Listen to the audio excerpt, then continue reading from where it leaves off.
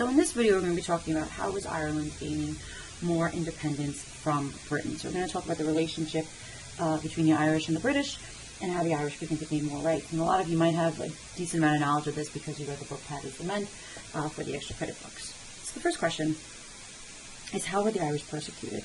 So when the British were controlling all of Ireland, the Irish were restricted from public office. They were banned from speaking or teaching the Irish language.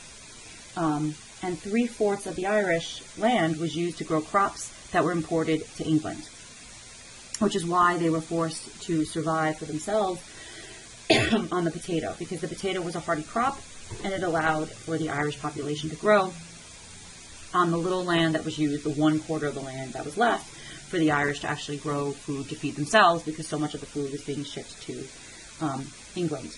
So in 1845, a disease is going to destroy the potato crop, and this is going to wreak havoc on the Irish population, because the potatoes basically become like mush and kind of just fall apart, and they're completely unedible because they pretty much just disintegrate, and the Irish are left with no food, because that 3/4 of the land, which is still producing enough food that could have conceivably fed the Irish, is still being shipped to England. And so this led to the massive potato famine, which resulted in mass starvation, where about a half of the population is either going to starve to death or leave Ireland because there is no food. And so a lot of the people who rented land because of this devastating situation, lost, because none of the Irish really were landowners, most of them were land renters. They lost their land, and because they couldn't pay their rent, and so when they were evicted, what the landlords would do is they would tear down their house so that they couldn't just continue to live there even after they had been evicted. So many of them had to kind of live in what was left of their torn down house, because they had no place to go, and they were put into a position of complete abject poverty, which is why I said so many of them left, never to return. And if you go to Ireland today, there's parts of Ireland that have these villages that had been abandoned during the potato famine, and still, you kind of see them kind of dotting the Irish countryside.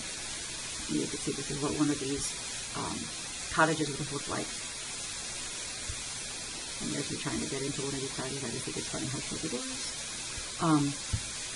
But this shows you the population fall in Ireland during this time period of 1841 to 1851. So in some areas, it's over 30% of the population decreases during this time period. This is, in Ireland, this is a monument to the potato famine. And this is actually in Manhattan. This is in Lower Manhattan. This is called the Hunger Memorial in Lower Manhattan. Yeah, so you can see now that you get this idea that it's in Manhattan. If you look at it from that way, you wouldn't know, but it's actually a monument to hunger in the potato famine.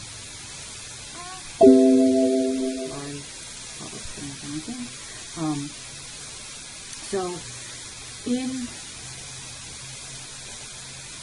1880, Gladstone comes back into office as Prime Minister, William Gladstone. It's during his second ministry he takes office. And there was, in general, an agricultural depression, and unpopular foreign policy was kind of undermining the power of the Conservatives in Great Britain. So, Gladstone was Prime Minister of Great Britain. So Ireland is incorporating into Great Britain in 1801. And this was done against the pro-French sympathies that were present in Ireland during the Napoleonic Wars and during the French Revolution.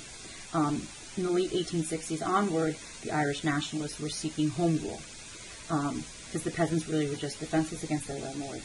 They had to pay tithes to the Church of Ireland, which was a Protestant church, which owned large amounts of land that no one practiced the Protestant faith. Almost everyone was Catholic, but they still had to pay these large tithes to the Church of Ireland. So we're going to start to see, how did the Irish begin to gain more rights? So in Gladstone's first ministry as Prime Minister of Great Britain in 1867, he de-establishes the Church of Ireland, so that people no longer had to pay these tithes to a church they didn't belong to. In 1870, he initiated measures to protect the Irish farm tenants. So there was compensation was given to those who were evicted. Loans were being offered to them, to people who wanted to purchase their own land.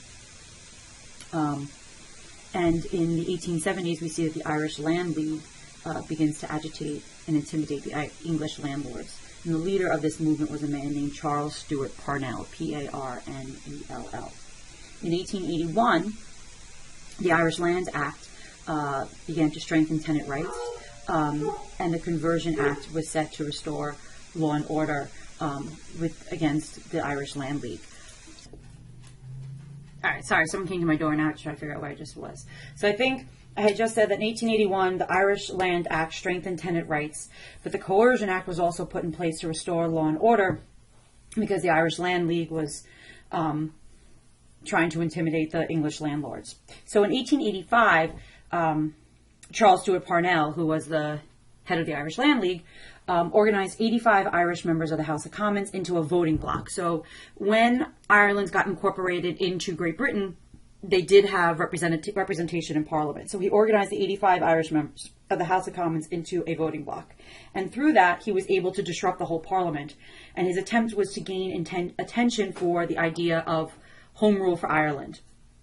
In the election of 1885, it was the Irish Party that held the balance between the Conservatives and the Liberals. The Conservatives and the Liberals, neither of them had enough seats to get a majority, and so they needed the Irish Party to help them. And the Irish wanted home rule. And in 1885, Prime Minister Gladstone was willing to give it to them. But this split the Liberal Party because they didn't want the United Kingdom politically divided. So the Liberal Unionists joined with the Conservatives to defeat the Home Rule Bill. And Gladstone called for a new election, and the Liberals were defeated. And Ireland remained under the control of Great Britain. In 1903, the Land Act was passed, sponsored by Conservatives, and we start to see land being transferred over to the tenants. And Ireland in 1903 became a country of small farms rather than these large landowners owning everything and the Irish having to rent everything. A new conservative ministry began to try to bring the two sides together.